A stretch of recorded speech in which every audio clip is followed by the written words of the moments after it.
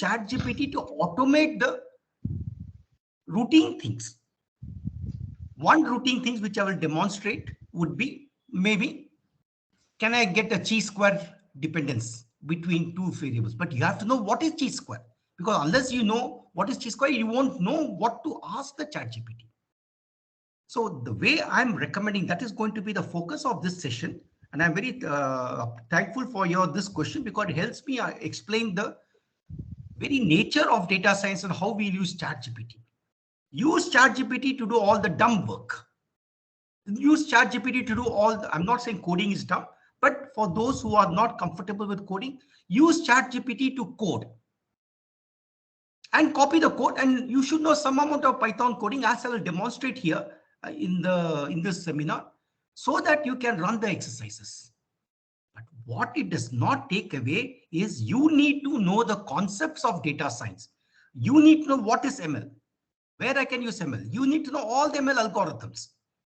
You need to know what's a transformer. You need to know what's an RNN, what's a CNN. How do you do object detection using YOLO version 7? Those kinds of things you still have to know, but you're knowing at a conceptual level. You're using ChatGPT to implement some help, take help.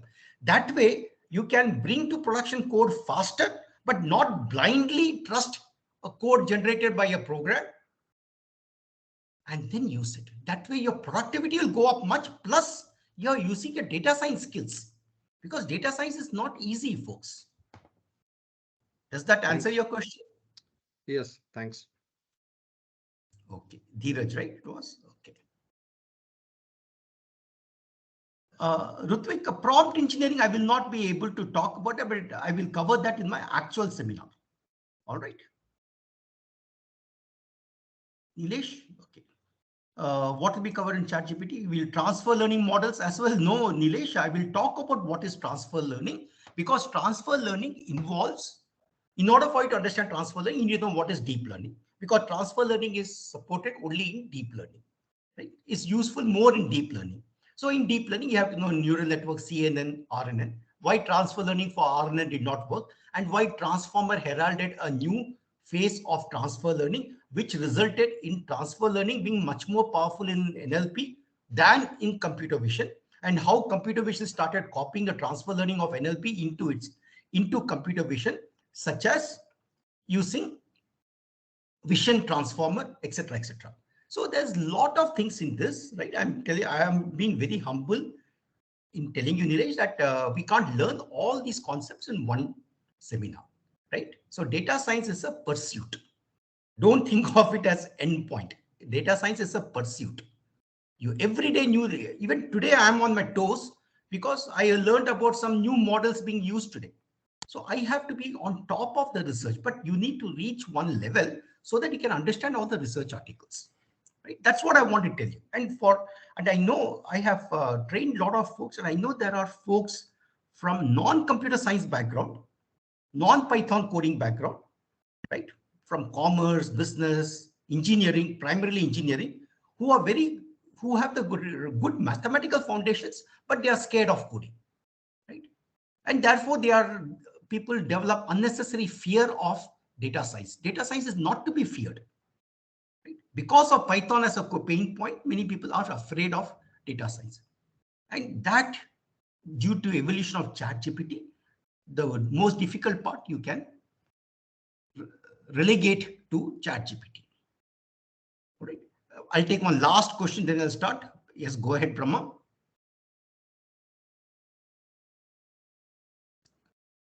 Brahma, you can go ahead. All right. So guys, warm welcome to all of you. We got about 97 people in this. Any more expected, Abhinav? We can get started, Mr. Chandrasekhar. Okay, thank you. All right, so a warm welcome to all of you. Let me now briefly introduce myself. My name is Chandrasekhar, and I have over 30 years of experience in the tech space. I did brief educational background, BTech from IIT, Varanasi in chemical engineering, did went to US to do PhD in chemical engineering, but instead of doing PhD, I did masters in computer science. So I got bitten by computer science at a very young age, and I've been lucky enough to be able to follow up my dreams on computer science. I did my masters in computer science in the US, worked for some time, came back to India, started my own tech firm. I was a CTO of that firm till 2010. After that, I worked in various companies like Common Floor as a head of data team. Then I was in Meritrack at VP Engineering and Technology. Then I was in Team Leads as Senior Vice President of Engineering and Technology, reporting to the board. After that, I started my own company called Native AI. This native company, Native AI, focuses only on AI solutions, implementing AI solutions and training. I have trained a number of folks. I have been fortunate to be associated with companies like Intuit as their training partner. Intuit, Qualcomm, Samsung, Toshiba, right? I've been training them on all aspects of machine learning, which is what I will talk about briefly here, what is involved in data science and machine learning, correct? And I'm also a faculty for Great Learning, IPL, IIT, Roorkee, I mean, all those through partnering with Times Pro. And I'm also a NLP faculty for Masters Union. A lot of those I don't want to tell you, bore you with my details. You can find out about me in the LinkedIn, right? And the reason why I took up this seminar is with ChatGPT. I have been training a lot of folks. I have also implemented a lot of ML solution using deep learning and NLP, right? So I actually code, even at this age, I code in Python and I deploy it in the cloud. Right? So what I learned from my lengthy interactions with a lot of folks, business folks, product manager folks, development folks, right, is with the evolution of ChatGPT, it unlocks one potential for almost all people in India and the world. Correct? So so instead of looking at ChatGPT with fear, instead of looking data science with fear, right? Because data science, a lot of your questions, apprehensions are valid, right? Data science, there are such a long path. What is the path I should go, right? I don't need it. I'm coming from commerce background. I don't know so many fundamentals required. Hey, I'm not even good at programming. How can I make a career in data science, right? So this is the genuine fear all of you have. I empathize with you, right? But I'm telling you that there is a solution for all this. And this solution is just an exposure to you. After this webinar, you may come back to me or Stalwart, or you can pursue on your own. But at least I hope I would have made a difference in your career, right? In your addressing the fears, right? So this is what this focus is about. So let me start off my presentation. Can you see my, hold on. I'm sharing. Screen share desktop window, share. Okay, entire screen, how share. So guys, can you see my screen, all of you? Just one of you can give me acknowledgement, that will be good. Yes, sir. So, okay, great. Yes. Very good. So this is going to be the agenda. What I'm going to be talking is basics of data science. And in this basics of data science, I'm going to talk about what is ML. There's a lot of confusion in the market. ML, data science, DL, NLP, AI, what are those beasts? What is ML? And then I want to say, what are the prerequisites to be good in data science? And then I'll get into what is ChatGPT, how it was created, use cases, demo of how to use. And specifically, I can't tell you all the things. I'll give an example to tell you that lack of programming knowledge is no longer a showstopper for coming to data science. That's what I want to prove to you by actually doing something in front of you. That is the plan I have, right? So with this, let's get started. And folks, I'm not going to be using any materials. I'm going to be writing on whiteboard. Hold on, let me start my whiteboard application. the meantime. All right, good. See some questions. Very good. Can you all see my whiteboard, which is basically a white screen? Just speak up, folks. I can't see any response in here. Yes. Yes. Yes. Okay. So let us start with this. So we have, it's now 11:20. So I would like to continue till about 12:30 and then open up for any questions after that.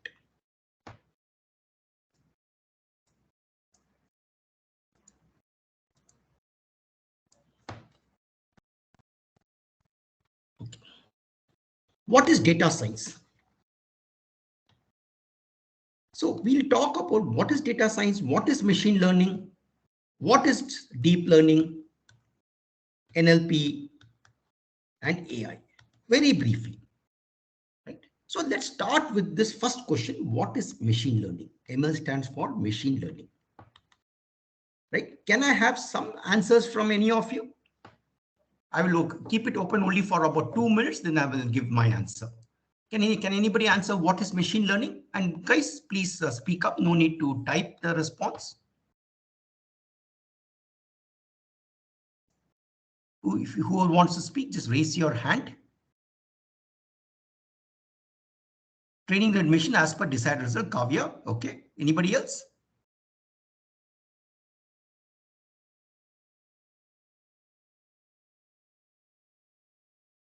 Anybody else wants to go?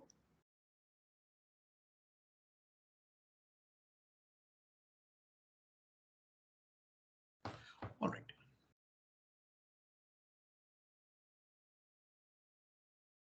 All right, let me answer this question. So I will answer very simplistic. Is what I'm saying is what is ML? I'm giving not exhaustive, because exhaustive answer will take longer time. I'm telling you basic understanding of what is ML. So ML is used to predict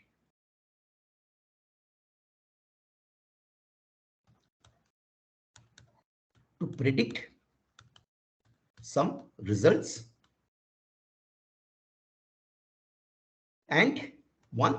and to get insights. On data. Just a quick check, guys. Are you able to read my handwriting? Any of you? Just give me a quick verbal affirmation. Yes, sir. Okay.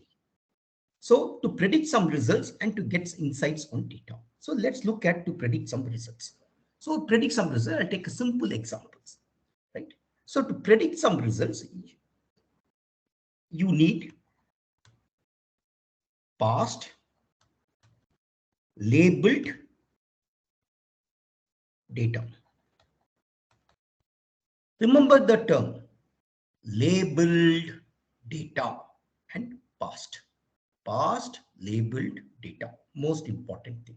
What do you mean by past labeled data?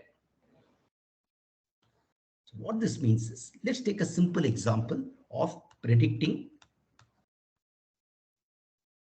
apartment price. Right? I live in Bangalore, folks. So I will, even though I'm not a Kannadiga, I'm settled in Bangalore. I love Bangalore and Kannada. Right? So I will be taking a lot of examples from Bangalore because that's the city I know the more best. Predicting apartment price in Bangalore. So let's say you have the fields, columns as in Excel, upon square feet. This is the first column, column 1, column 2, number of bedrooms, column 3, number of bathrooms, column 4, locality may be like, the ultra posh locality like Sadashiv Nagar or Doddankundi. Doddankundi is the headquarters of all the startup CEOs. Right? Column 5, price. We assume that it's Bangalore only. So I'm not having a separate column called city.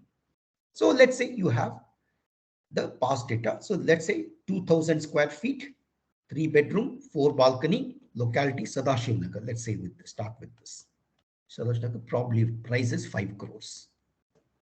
Right? This is just fictitious, folks. Don't believe what I say here because I'm just cooking up data. And second one is 1,500 square feet, 2 bedroom, 3 balcony, and let's say this is in RT Nagar. And price is, let's say 70 lakhs. Then let's say you have another data. I'll take one more point. 1,800 square feet, 3 bedroom, 3 balcony, Malleshwaram. And this is, let's say, 1.2 crore. And so on. So let's say you have something like 10,000 rows of data. Got it? I'm not giving all these examples. So the key point here is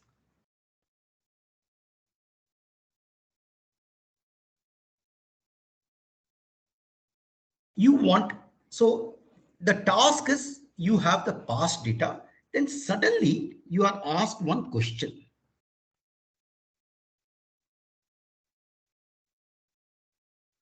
I got 2,500 square feet, 4 bedroom, 5 balconies in Doddankundi. That's the place of choice for startup CEOs in Bangalore. What is the price?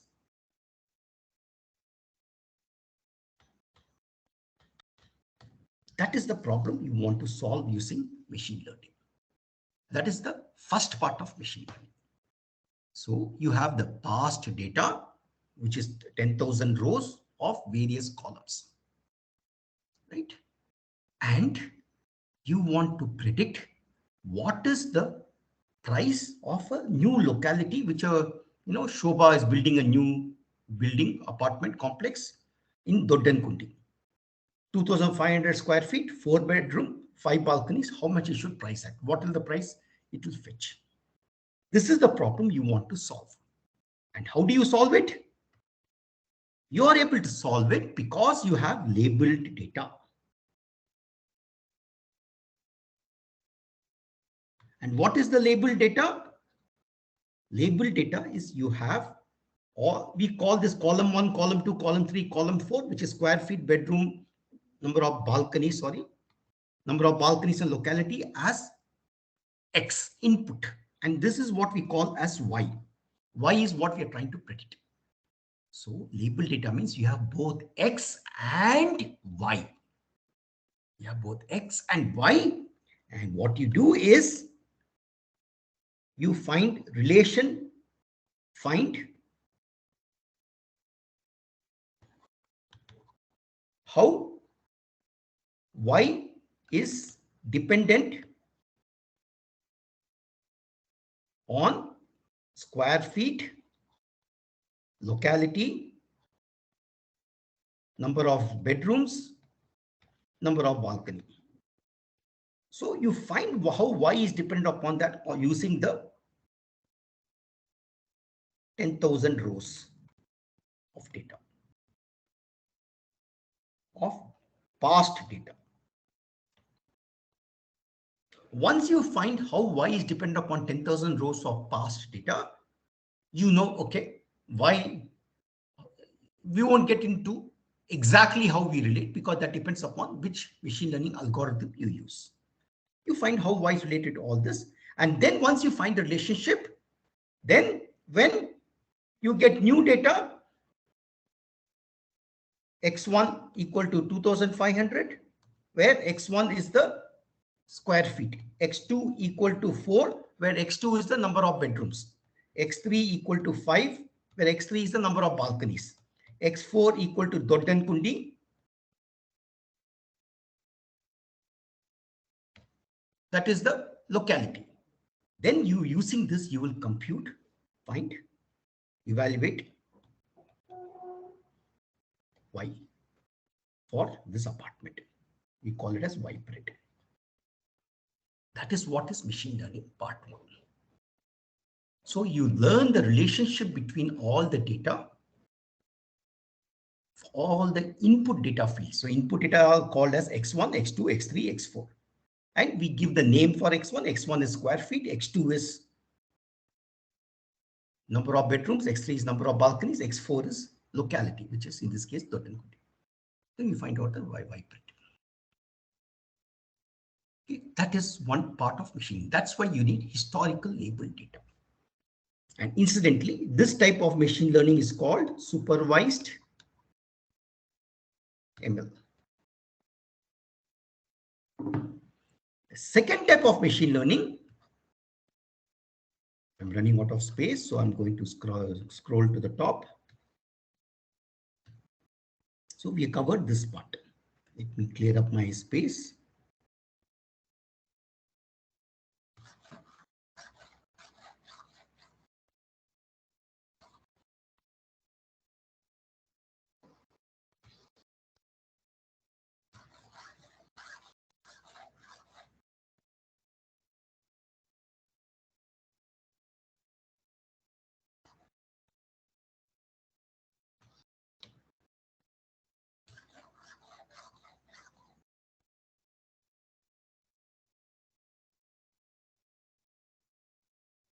Okay. So the first part was you have labeled data, labeled past data, predict future value. Right. Now let's look at the second one. So in the second set of data, you have only data may have labeled, may not have labeled. And we don't care about the label. We have only data. And you want to get insights. You want to solve. In the first part, you are saying what or who. In the second part, why. You want to answer why. For example, in the 2019 or 20, I don't remember which year, we had assembly elections in West Bengal. So a lot of media folks were saying that NDA will form the government in West Bengal. But what happened? TMC formed a government. I'm not here. I'm not openly supporting any party. I'm just talking about how we can use machine learning in this. As an example, I'm using this situation to explain to you one concept of ML. I'm not a supporter of TMC or BJP or anybody. I'm just telling it upfront. So when everybody was expecting NDA to win, it was actually TMC which won with 2/3 majority. I think it's 2/3, but it formed the government. Now, the question you want to answer is not predict who will form the government, because we already know the answer. Why did TMC win the third term? Why did NDA not form the government? That is what we want to, that is what we call as getting insights on data. And that we solve using, we find patterns in data.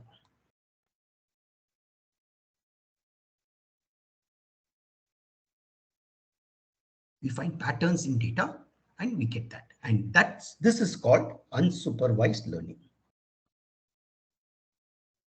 Incidentally. And another example. Why did India lose to Australia in one test match? Why did India lose to New Zealand in the World Test Championship held in Oval 2 years back? We were going very strong, right? We beat England in England up to 4 matches at least, right? But why did we lose? We are not trying to predict who's going to win. If we were to predict who is going to win before the results were there, I mean, not necessarily before the result, but just that's what is useful, then it is called supervised learning. If you want to predict why did India lose, that is unsupervised learning. Predict the revenue of Netflix in 2020, supervised learning. Why did Netflix revenue go up by 40% in 2021? or 2020? Unsupervised learning. That's what is machine learning about. Right? Now that we know this, so there's more to this machine learning than what I have told you so far. Okay. There's more to machine learning than what I have told you, but that's all I can cover in this amount of time that we have. Then comes the next question. What is data science? Is data science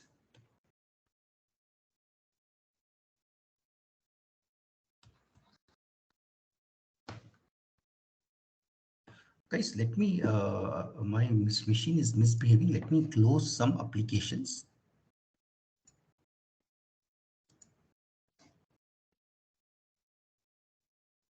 And I'll continue because my writing board is be very slow. That could be because of some programs running.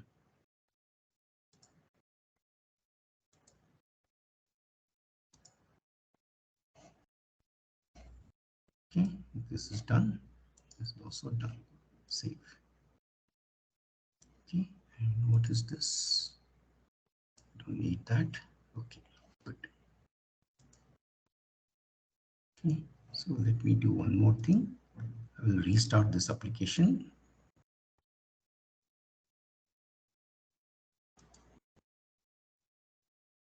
All right. Hopefully it should be better.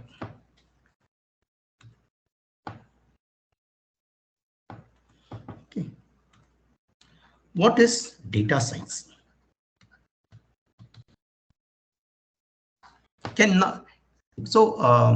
Any questions so far, folks? I will take about 5 minutes of question time. Any questions on what I've covered so far? Basically, when we talk about ML, right, how do we choose the model or algorithm for which data we need to choose this algorithm? On what basis we choose the algorithm or model? Yeah. So there are some general guidelines on what algorithms to use. For example, if you're solving some image related problem, you will hardly use a decision tree. If you are trying to do an image classification, you will not use decision tree, linear regression, logistic regression, right? K nearest neighbor, etc. You will use some deep learning methods, not even neural network, maybe convolutional neural network. But in a convolutional neural network, there are so many possibilities. So when you have so many possibilities, you typically for that problem, for image related problem, you start with something called transfer learning, which I'll explain a bit later, and you choose those models. Beyond that, it's like hit and try. You try with various hyperparameter, you do hyperparameter tuning, and then find out which set of hyperparameters and which set of models work out best. Likewise, for NLP, it's better for you not to use decision tree for NLP. For NLP problems, it's better to use some deep learning algorithms like maybe RNN or maybe transformer. Right? There are some general accepted trends. And you can always, because of transfer learning again, which I will try to explain towards the end, you can zero in on which type of algorithm to use almost, quite quickly. Does that answer your question, Dheeraj? Yes, yes. Okay. Anybody else? Any other questions so far? Go ahead, Preetham. While choosing the model, right? Like, is it like only Yeah, the voice is not clear. Can you speak loud? Am I audible properly now? Better now. Huh? Go ahead. Yeah. So while choosing the model, like, is it like always we have to choose from the existing models, or like, is it like we can define the new models also by combining the existing models? You can you can do both. You can use existing model and do hyperparameter tuning, or create new models, or you create a ensemble of some new models, some existing models.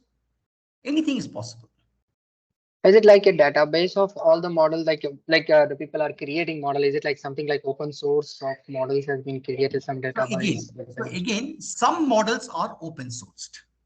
For example, models like InceptionNet, RestNet, AlexNet, LeanNet, right? And Transformer, BERT, they are all open sourced, right? So you can download that model and make some, do some training of those models and do that. Not all models are open source because problems are different. There's no one model which solves all problems, except in case of deep learning. Okay, thank you. Okay. Okay. Any other questions? Yeah, go ahead. Sir, in the previous questions, you gave two examples. In both, you were like preferring deep learning over machine learning. So is it like machine learning is fading and deep learning is taking over?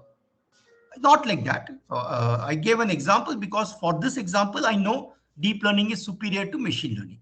But there are a lot of examples where machine learning will be more appropriate than deep learning, because deep learning is like a rocket, right? So you will not use, and to use deep learning, there's a cost, huge computation, huge amount of data is required. Whereas if you are having a machine learning problem, I will always start with the simplest model and then build on to the other models. It's not that deep learning is always the best, but right now, deep learning is able to solve a lot more problems. So I will try to, depending upon the problem, I will start with the simplest model, simplest possible model, unless there is a guideline, don't use this like that. Then I'll go into that. Got it, Pritham? It's a good question.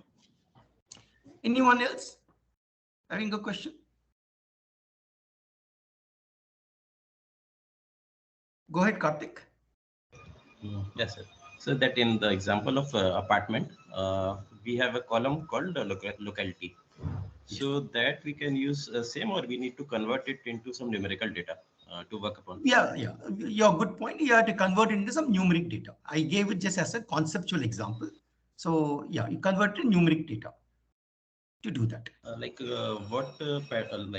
We like according to the first thing we give some value, right? 0 to 10. Yes. Like we can do that. Yes. No, you should not give 0 to 10. Depends upon the problem, because there is a type. So in order for you to understand this, that you know that the locality is a nominal categorical variable. Nominal categorical variable means what? If you have a field called grade, grade is A, B, C, D, pass, fail, right? So here there is an inherent order in the grade. A is better than B, B is better than C, C is better than D, D is better than P, P is better than fail. Right? So therefore, in this case, I can say F equal to 0, D equal to 1, C equal to 2, B equal to 3, A equal to 4, because there is an inherent order. But whereas in locality, right, I mean, there may not be inherent order. So I can't say Doddankundi equal to 1, Sadashiv Nagar equal to 2. I can't go like that. I may use a hybrid approach. That all depends upon detailed data analysis. But what I will do is I will use something called one-hot encoding, where I create a matrix for each possible values or each class of values and say this belongs to this. Maybe I'll place Sadashiv Nagar and Doddankundi as category 1, right? And then Aarti Nagar category 2, then like that. Right? So like that. So I will do it as one-hot encoding. So each of them would be converted to a vector. Got it, Preetham? Yeah. Abhay, sorry, was it not Abhay, Karthik? Right? Yeah. Karthik. Yeah. So you won't also, that is what we call as, we don't always use label encoding. Label encoding is typically used for ordinal categorical values, and one-hot encoding and other class of methods, dummy encoding, one-hot encoding and others are used for nominal categorical variables. Any other questions, folks?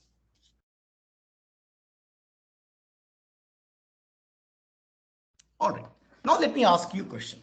So what is the difference between data science and machine learning? Can you guys tell me?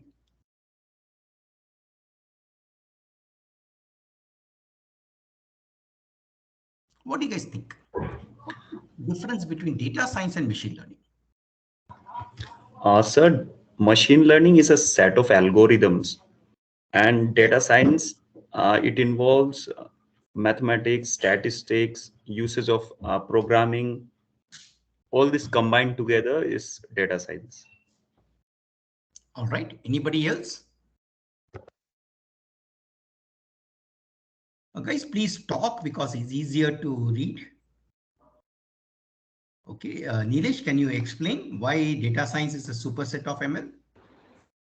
Means in machine learning, we are using the different algorithms in order to predict some results. In data science, we are covering each and every part. Means from the pre-processing part, all the algorithm that we have to apply, and the data analysis part. All these things we cover in data science. Okay. Deepti, can you talk about Deepti Benjani? Yeah. So what if I answer in layman term, what you explained earlier is like ML needs modeling. I mean, it needs, if you want to train it needs a set of data. And the kind of output we want, we need to feed it that kind of data. We need to categorize it accordingly to train the model to get the desired set of output and all. So data science is about is helping in categorizing this data that to get what amount of information, what kind of data we need to feed in, maybe pre-processing, post-processing, in that way. Okay. Just 1 minute. My switch is a bit loose. Hold on, please. So, yeah. My adapter cable is slightly loose, so I was just fixing that. Okay, good. Yeah. All right. I heard you. Anybody else wants to take a shot?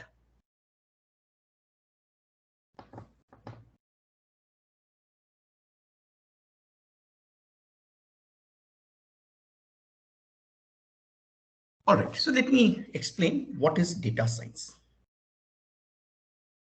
So data science involves, so I will explain what is data. Can you all see my screen, folks? Verbal affirmation. Yeah, we can. Yes, sir. So data science involve, I will explain data science in terms of what are the steps in it. First, define business problem.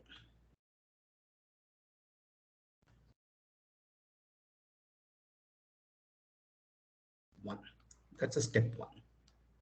Without defining the business problem, you can't solve the problem. And you won't have cases like sentiment analyzer or identify the object. It may not be so straightforward. Then two, define performance benchmarks. 3, so that means what is the acceptable level of performance? 3, get data. Most important task, get data. Not the easiest. Not the easiest. Because getting data is time consuming, a lot of ways of doing that. Right? I know if in case you are working for a company like Flipkart, Amazon, right, you have a lot of tons of data. So you just have to get it from the necessary silos.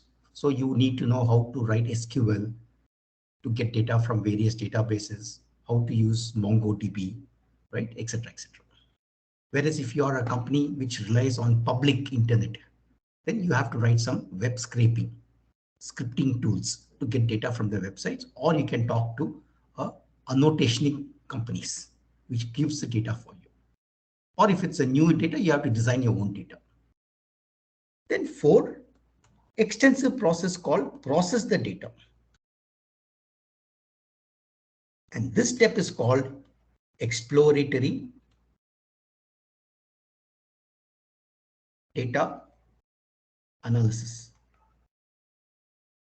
also known as EDA. Process data. In this process data, you understand data.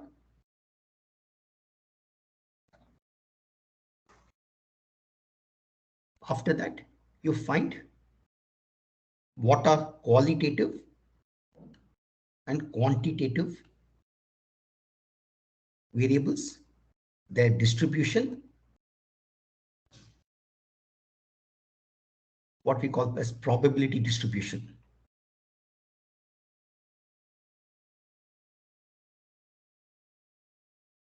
Are they symmetric? This is for quantitative. Are they balanced? This is for qualitative. After that, you find many missing data, because very common for you to have any missing data and how to replace, how to fill.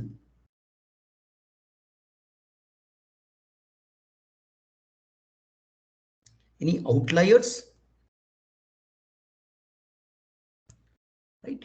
And one more principle in EDA in data is choose only those columns which impact Y. That means you choose only those features X which impact Y. It can have positive impact or negative impact, does not matter. For example, let's say you want to predict who's going to win a cricket match, and you have two fields. Field 1 is who's the third umpire. Field 2 is what was the coin used for a toss. I'm not saying who won the toss. I'm saying what was the coin used for toss. So these two fields are not impacting Y, because in these days of third review, multiple reviews and open transparency, and India is also a powerhouse in cricket. So unlike earlier, we can't get overruled so easily, because all transparency is really important now.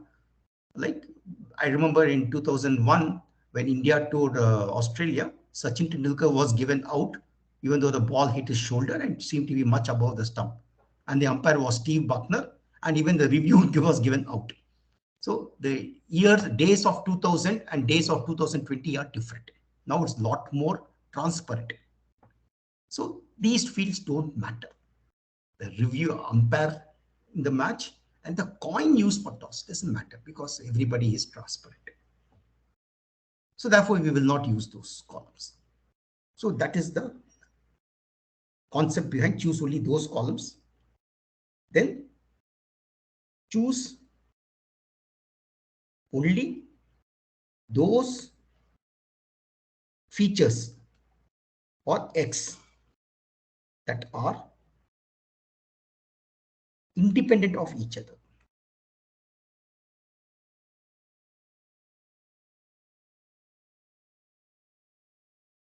If you have two columns that are dependent on each other, don't choose both of them. Choose only one of them. And then after that, you have to do some feature transformation. Feature engineering, we call it. And then standardization.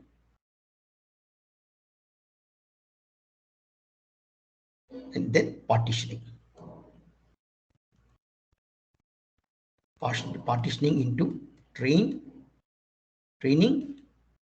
plus test, or training plus cross validation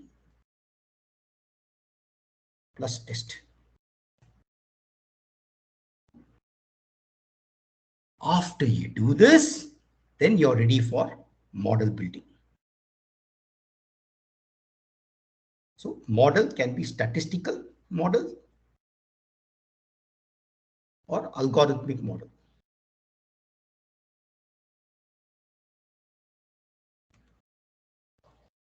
So algorithmic model means you use ML. This you mean you use statistics, just statistics. And then a lot of other activities after that. That is, evaluate the model, communicate the result, and then deploy the model and keep training. Once you deploy the model, it's not the end of the world. You have to keep training because data might change. Now let's go back to some of these steps. Now we'll understand, how do I know what is qualitative, quantitative? You need to understand statistics. What is the distribution probability? Is it Gaussian or some other? You need to understand statistics. And those are simple concepts. They just look hi-fi. They are simple concept. Symmetric. Symmetric means you have a data like this. Then you could have right skewed, or you could have left skewed.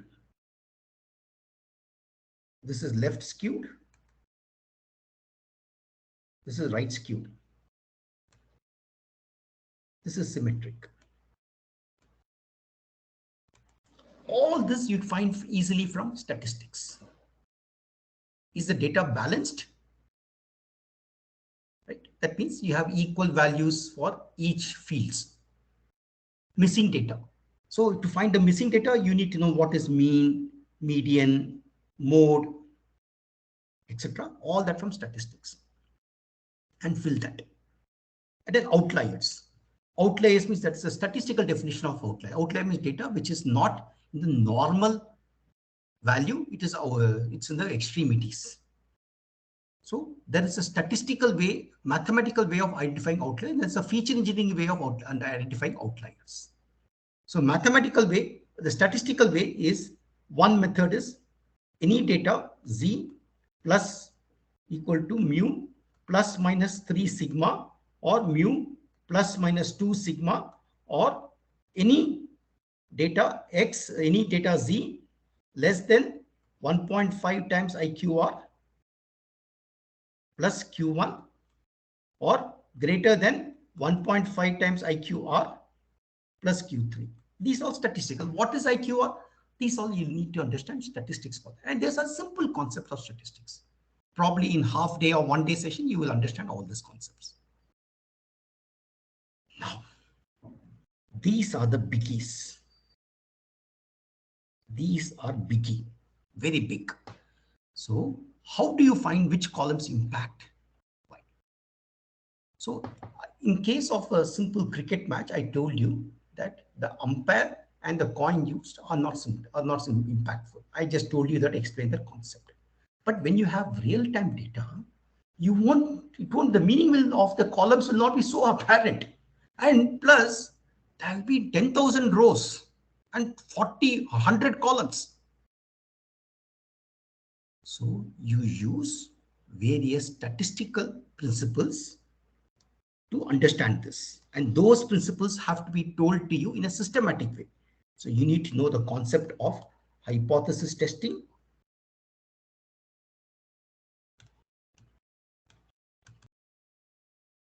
p-value, right? And using hypothesis testing, there are a number of tests. T-test, ANOVA test, chi-square test, to tell the independence of each feature, independence or dependence of each features. Right. So this, and I think in the beginning, one of you, I don't remember who it was, asked me, data science is such a vast subject. How do you can get lost? How do we make around that? Right? It never seems to be never ending. So to that, I told one answer, don't think data science as a goal, take data science as a process, right? So that means you never understand all of data science in one go. There will always be something new you will have to understand. But second is, if you approach by this step by step, your foundations will be clearer. Right? So that is why I really emphasize a lot on statistics, because using statistics, you can find out, using these tests, you can find out what is the significance, whether these two features are related or not related. I will demonstrate that to you shortly using ChatGPT. Right? Chi-square test is used to identify whether two features like, say, for example, satisfaction and income level. Income level, let's say, for example, high, medium, low. If these two are related, both of them are qualitative variables. ANOVA is used to do between one qualitative, one quantitative. T-test also is for one qualitative and quantitative. Then we use Pearson R. Pearson R, Spearman rank,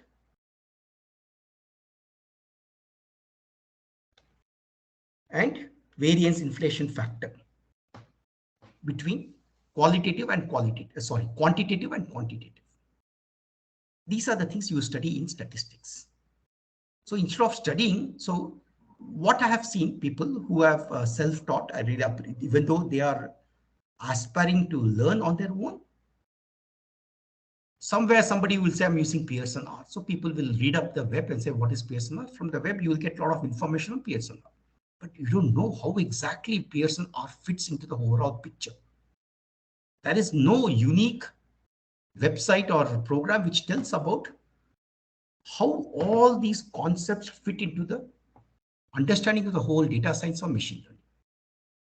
That is why you might get more confused and more scared, and it seems like it's never ending. It's not necessarily like that. And after doing this, using these statistical methods, you choose this, and then you do feature engineering, then standardization. Standardization may bringing all to same scale. Right? And then you partition the training test or training plus cross-validation plus test to get a better, choose a better model. And then you come to model. If the data is simple, you use statistics method, you use linear regression using statistics. If the data is complex, you use machine learning models like linear regression, logistic regression, etc., etc. After that, you evaluate the model and then you fit the model. That's what is data science. These are the steps involved in data science. I will open the floor for any questions, folks. Any questions, folks, on what I've covered so far on data science or anything else? So just at high level, so like what I understood is like so more of data science is a complete process, and the ML is, you are saying, it's just like one of the step or the Yes, output of the machine data learning science? is one of the steps, but machine learning is not subset of data science because machine learning involves a lot of other things which is not part of data science. So there's a common intersection between data science and machine learning. Okay, so it's not like the machine learning is fully covered in the data science. It's also a completely different. Yes, yes. Okay. Any other questions? Sir, like what you told about data science, these are the basics, right, sir? Yeah. Okay. Who's speaking? I just want to know. Sir, this is Pritam. Oh, okay. Go ahead, Pritam. So the basics with all this, how far can we go? Like there are so many tools to learn, like a deep learning will come. Then again, bigger tools will come. With this basic foundations, how far can we reach? Okay. So let me answer that question with some more data. Okay. Let me share my screen. Hold on.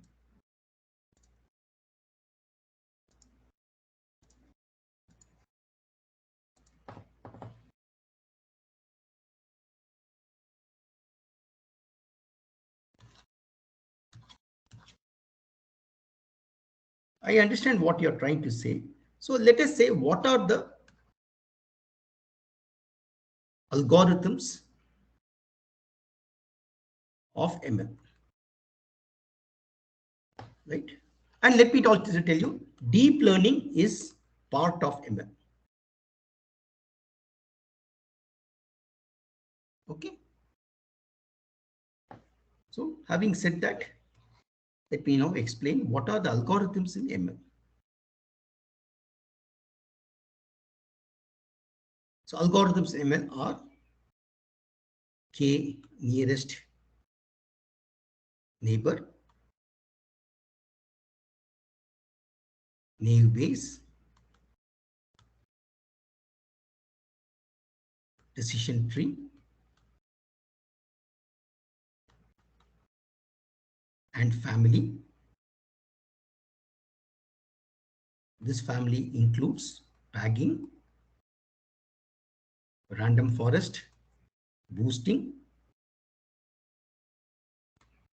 ADA boost, gradient boost, XG boost, cat boost, light GPM, and so on.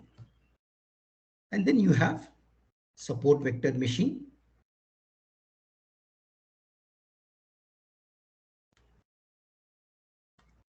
and then you have linear regression, logistic regression, Then comes deep learning. And deep learning includes artificial neural network,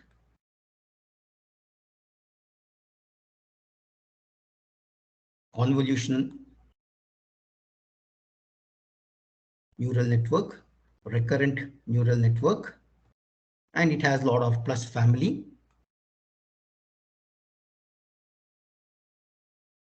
And this family includes LSTM, GRU, LSTM plus peephole,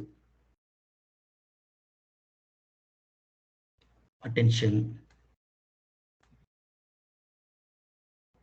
RNN plus attention, then transformer, and out of transformer, BERT, Distilbert, Alberta, no, not Alberta, so Roberta.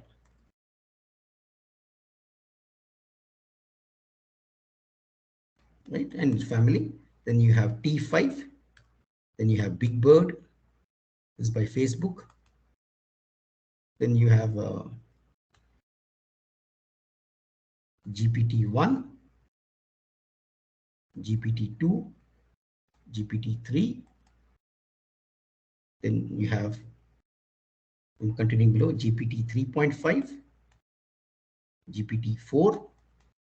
Then you have Instruct GPT and GPT 3.5 plus Instruct GPT resulted in ChatGPT. Then GPT 4 plus Instruct GPT resulted in ChatGPT.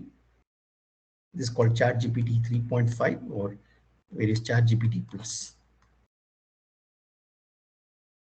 So these are the algorithms that you have, but it may sound a lot. Don't panic. Don't panic. Don't get lost. It looks like an ocean. It is an ocean and a lot more are coming every day, but don't worry about that. In the earlier stages, you need to understand the foundations. If the foundation is strong, make a minor change, you get one more model. Make a minor change, you get one more model. So to build a strong foundation, you need to understand up to RNN plus attention. Once you understand up to RNN plus attention and you start applying them in some problems, you will get confidence. Don't think that in 6 months I have to be a data science expert. No, nobody becomes the expert in 6 months. Don't have set such lofty goal for you. Think of it as a process. It will take you some time, and don't do yourself a big favor. Don't set a deadline, ambitious deadline. I have to master it in 1 year. Don't do like that. Enjoy the process. If you enjoy the process, you are destined to be a good data scientist. If you don't enjoy the process, don't worry. Don't take up this. Because if you have a goal set, I have a syllabus, I have to complete the syllabus, that won't make you a good data scientist. And to do this, you need to have some math. You need to have some probability. The most important concepts, prerequisites for data science and machine learning is first,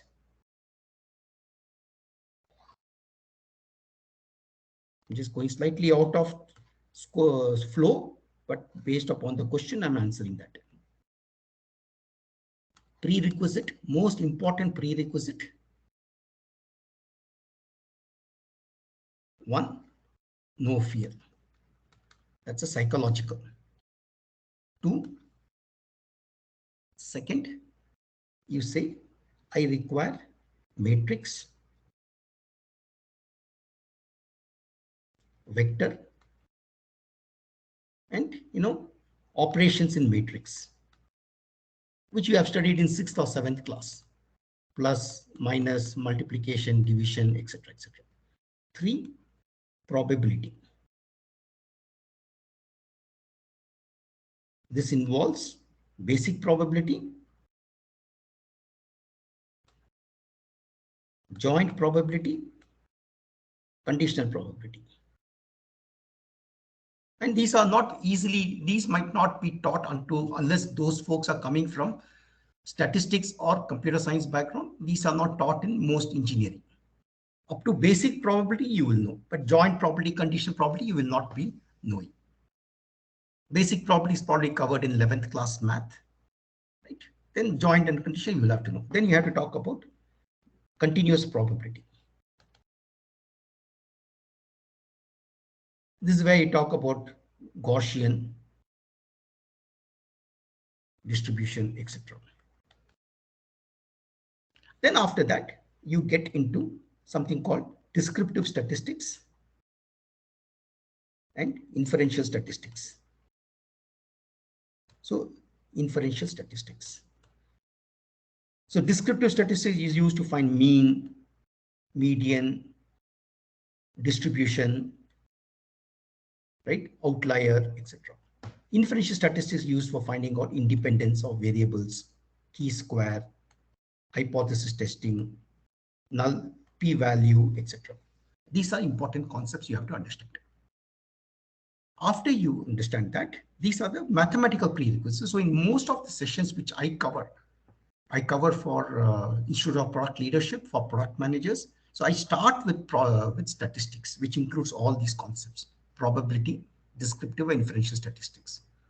Then I go into Python and SQL coding. Then I go into EDA, exploratory data analysis. Then I go into data science. That's the method I will use. And then after that, if for deep learning and for linear logistic regression, you need to know calculus, which is simple calculus, differentiation. No need to do partial differential equations and all that. Differentiation, chain rule. That's the most commonly used thing. I mean, more concepts will help you, of course, but you don't need that much. So with that, with these foundations, if you go in this path, you are sure as you go along in each. It's not difficult. It's not easy also, but it's not difficult. It's not to be feared about. Those are the prerequisites that you will be following. Any questions, folks? Does that answer your question? Yes, sir. Any other questions, folks? And what about the language dependencies in the data sciences? Like it has to be SQL, Python. Yeah, so language dependency, yeah, I forgot to mention, but I think I told you that. So generally, SQL is needed for getting rows from database and all that, SQL, MongoDB, and all that. But we use Python because Python, if you write a code in Java, you may be Java expert. I came from C, C++, Java, PHP, and then I've settled to Python. The reason why I will not use Java is in Java, there are not that many predefined libraries for machine learning and data science and deep learning. Most of those libraries are built in Python. Why Python? Because folks in Google, Microsoft, Facebook, Apple, they all thought they want to target data science to wide audience. I know of doctors, oncologists coding in Python. And Python is the easiest programming language among all other high-level programming language. So Python has a very lowest learning curve. Although it's not easy, I'm telling you, those coming from non-programming background, it's not easy. But Python is easiest among all. And they built all the frameworks in Python. So what will take you about 20 lines of code can be done in 2 lines of code in Python. I'm not saying Java is inferior to Python, no. Because of a lot of libraries being built in Python, you can make a call to the library and you have to just call 2 lines of that library, you will get the answer. That's why Python is so popular. We need to embed the SQL along with the Python for data. Yeah, you need SQL also, because SQL will help you collect data from various databases, etc. Ultimately, you'll have a CSV file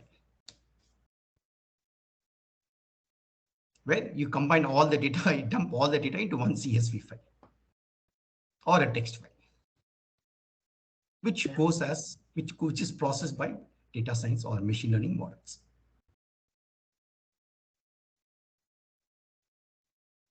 Any other questions?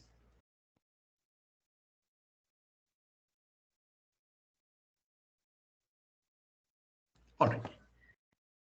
Now that I've given you all about the foundations of data science, machine learning, and you also saw I have included deep learning, and NLP. I have not included that, but NLP means a set of tasks like which processes text and understands text the way human beings will, especially when the text is written in human language.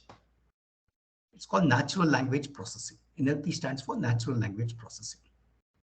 Right? I don't want to deep dive into NLP because I want to now get into the next field called ChatGPT. Okay. So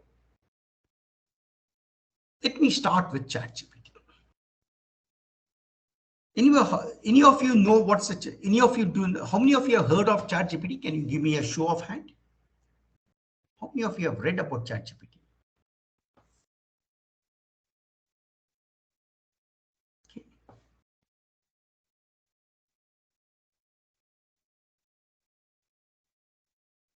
All right. So, and all right. So I see some of you have not heard of ChatGPT. So ChatGPT is a revolutionary program created by OpenAI, Elon Musk and his team, which will automate a lot of tasks. Okay, which will automate a lot of tasks, which will do a lot of tasks for you. ChatGPT is generative. Generative means it creates new sentences not seen in the training. Right? And it is derived from transformer. Now, before getting to ChatGPT, let me talk briefly about transfer learning. So I told a couple of folks that we also use transfer learning. Transfer learning means a model has been created for, let's say, computer vision,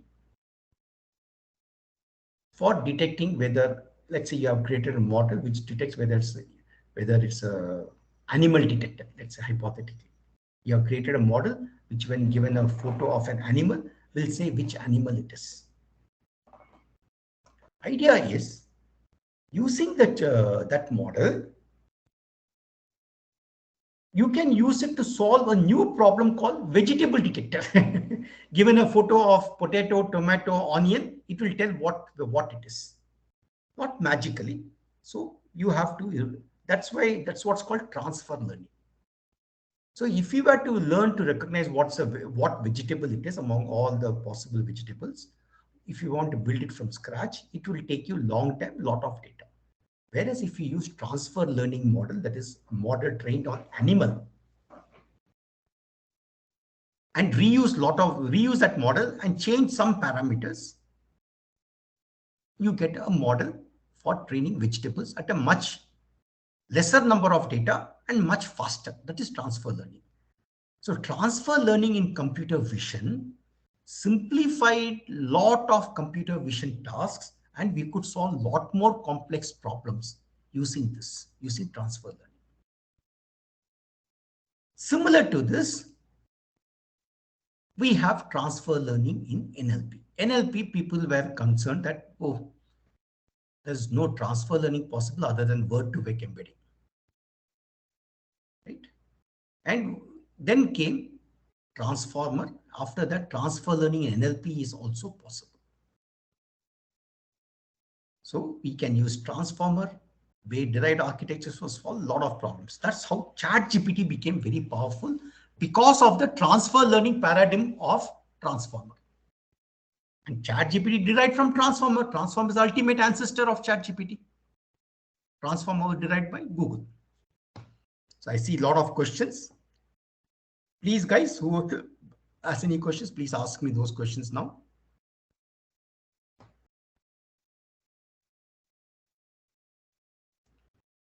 Kotian? Gautam, any of you? Riyanshu? Or is it a question raised from the earlier scenario? Any questions, folks?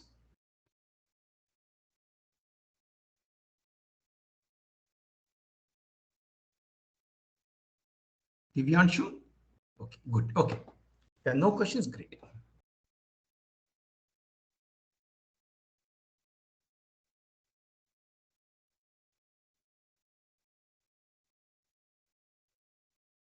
Yeah, please lower your hands, folks, if there are no questions, because that's okay.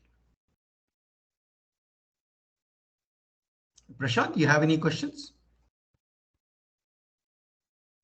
Okay. Now let's come to ChatGPT. What can ChatGPT do? So to start ChatGPT, let me see, where is ChatGPT? Let me log out from this.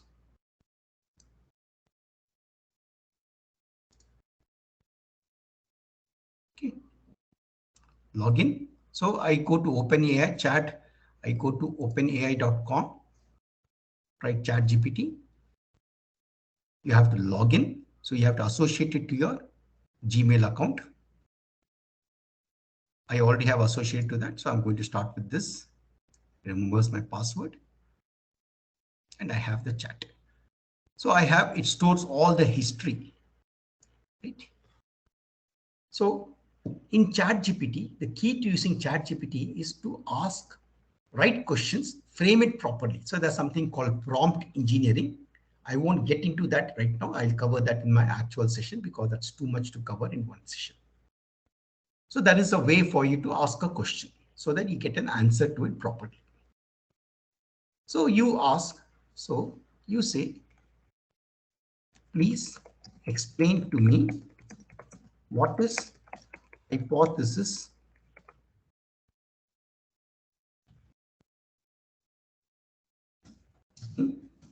like I am a 3-year-old. You can say all these kind of things. That means it's using the concept of summarization.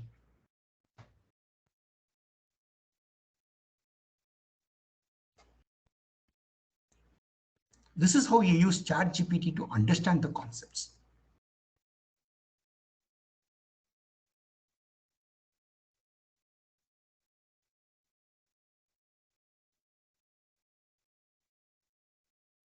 Let's read this answer. Let's say, please explain to me what is hypothesis. Remember I told you hypothesis testing in statistics. So let's use ChatGPT to understand what is hypothesis testing. Okay, so let's say, so I'm saying explain like a 3-year-old. Okay, so let's say you have a big question like, does eating vegetables make you grow taller? You might think it is true, but you're not sure. So you decide to do a test to see if it's really true. First, you need to make a guess, a hypothesis. And you say, I think eating vegetable does make you grow taller. Then you need to test your guess by doing something called hypothesis test. This is like doing an experiment. You get a bunch of kids who are the same age and height, and you give some of them vegetables to eat every day for a while others don't get any vegetables, assuming you can control that. After a few weeks or months, you measure how tall each kid is, and you see if the kids who ate vegetables are taller than the kids who didn't eat vegetables. If the kids who ate vegetables are taller, then the hypothesis is probably right. But if they are not taller, then the hypothesis is probably wrong. You need to come up with a new guess and do a new test. This is what is basic hypothesis testing. Okay, that's all. Now, second problem. Now I'm going to demonstrate something. I'm asking ChatGPT to write a complex piece of code. Right? I did it just before the session. I'm going to run that again. So I'm saying how to choose. I want to create a contingency table using crosstab of 2 qualitative variables called satisfaction and gender. Right? It writes the code for. Then I'm saying how to use chi-square to evaluate independence of two columns using cross-tab table. So let me copy this code. I'm copying this code, right? And this is, I have asked this code for a specific problem I have. And let me show you that problem in my Jupyter notebook. Okay, so the problem I have is, let me open, so show you the problem.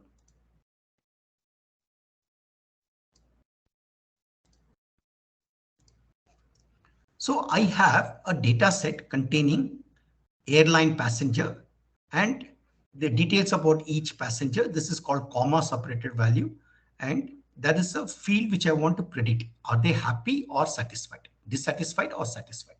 Neutral or dissatisfied is one value. Satisfied is another value. These are two possible values.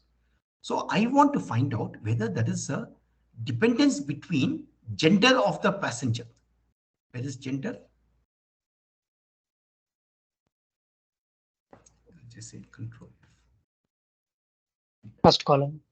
First column. See, gender and this satisfaction level. This is called satisfaction.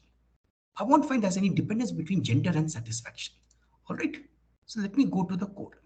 So I'm going to do it afresh here. I've done it before. I'll do it here again. I'm going to create a new tab. So I'm going to go back, copy code, paste the code. So it gives me a full code, but I don't need this because this is a sample data which I already got. Instead of calling data, I'm going to call it catdf. That's the name of the variable I gave. This is some amount of Python you need to know. So I have a variable called catdf. I will show you above.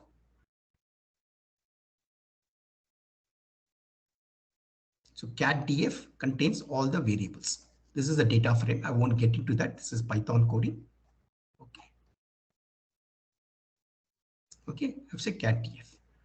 And then I'm asking to print the contingency table. I don't need this because this is the sample data. I'm going to use the data which I read from the database data frame. Then I'm finding out whether that dependence. Now I'm running this. See, I got the answer. And I got a p-value as 10 to the power minus 5. So that means this proves to you, you have to understand what is chi-square. So with this, we find out that gender and satisfaction are related. If the p-value is less than 0.05, then we say that gender and satisfaction are dependent. If p-value is greater than 0.05, and how do you know that? That you learn from statistics. If p-value is greater than 0.05, you say that satisfaction and gender are independent. If p-value is less than 0.05, you say satisfaction and gender, they are two qualitative table columns. They are dependent. So I needed to know that I have to do these tests. How do I know that? I know that by using statistics, by knowing the fundamentals. But don't worry, don't let lack of coding bother you. The place which is your weak point or which you don't want to, if you're not comfortable coding, use ChatGPT for that and you got the answer. You just need to change the name of the variable. That's all. That's the demo I wanted to show you. Right? So this is what I wanted to show you, folks.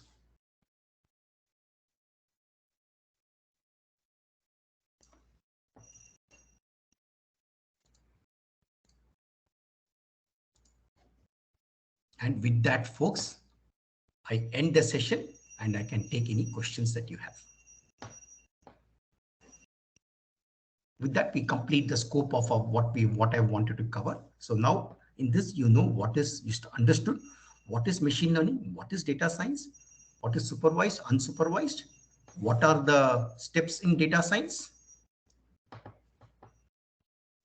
and then where we use statistics and other principles, what are the prerequisites. And this is, I told you the prerequisites only to help you guide towards a path of better learning for you. And then I told you about ChatGPT, how we can use ChatGPT. Yes, Dipti Ben, can ask me a question. Yeah, so my question is regarding there have been recent incidents where people tried to code via ChatGPT and they got into trouble for whatsoever reasons. And so on this aspect, what would you suggest? No, I need to know what was the trouble they got into. As in, like, for example, for some simple solutions, they put the code, or like, say, what could be the build error, or is there any issue with the code or some stuff like that. And if we are part of any organizations and also, there would be proprietary information related clauses, as well as information leak Yeah. problems. So So if yeah. you ask some proprietary problem to ChatGPT, you have to be careful, but you're asking generic questions, correct? So don't reveal your company's confidentiality information to ChatGPT, because ChatGPT will learn from your questions, right? So don't ask questions on proprietary nature. But if you want to do a task, all right, and in that task there's some coding involved, and in that coding you have to do ANOVA test, and you want somebody to write a piece of code for ANOVA, of course you can search through Google, take you some time, whereas ChatGPT gives you one right away. So that is context free. It does not violate your any of the company's thing. So you have to be careful about doing that. And second, you can't trust ChatGPT all the time, because ChatGPT, like any other model, is known to hallucinate. Hallucinate means may give you a wrong answer. So you can't take everything as a Bible. You can't take everything as Bible in ChatGPT. It can give wrong answer. But with respect to code, but for some concepts in data science, for generic thing, it can tell you the correct answers, right?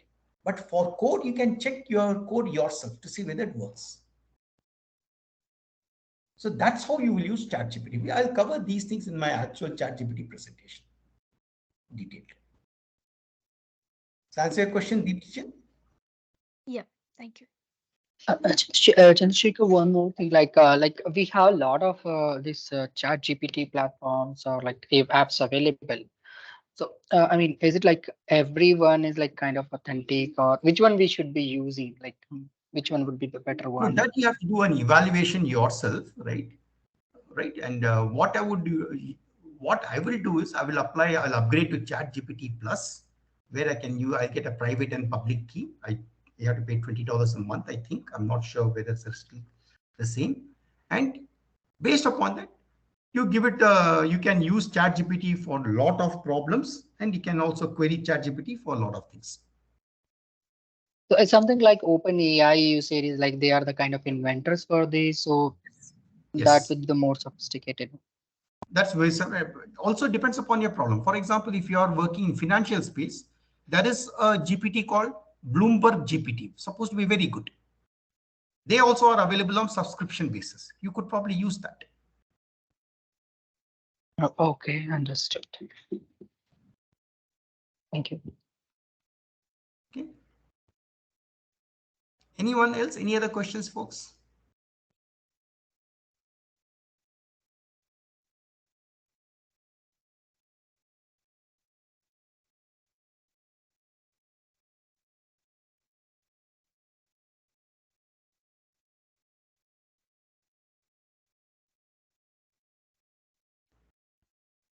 So is there any resource available like where we can search the all available chat GPTs, like let's say something related to IEEE chat GPT I want, where I can compare it with the standard No, you have to specification? search. No, I'm not aware of that. Okay.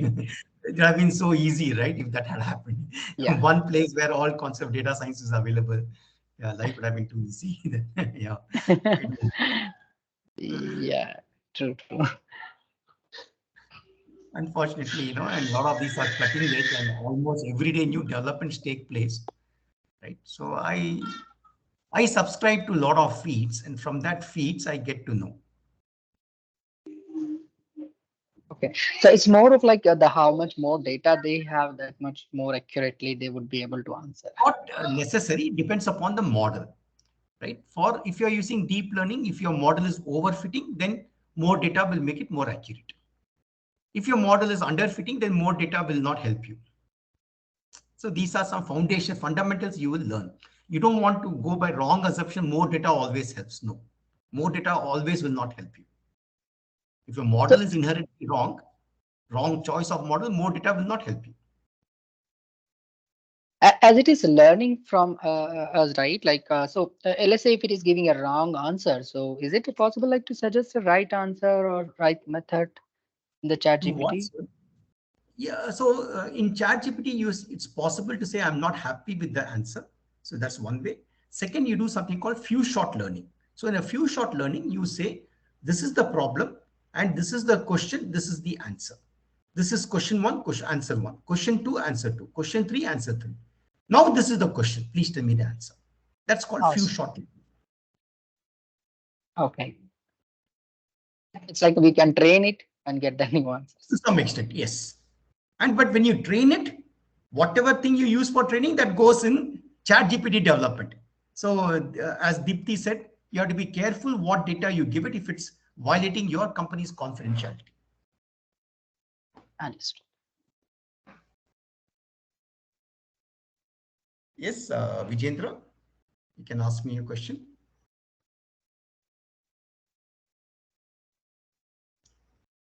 Go ahead, guys. Don't wait for me to declare. You can ask your question. Soumya?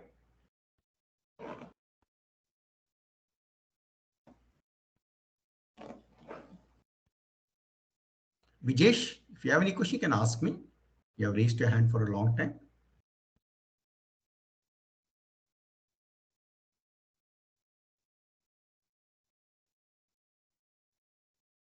Okay, I think that's all, guys. And if you have no other question, we can end the session. But before that, Abhinav, Abhinav or somebody from Stalwart, do you want to give anything concluding, any information?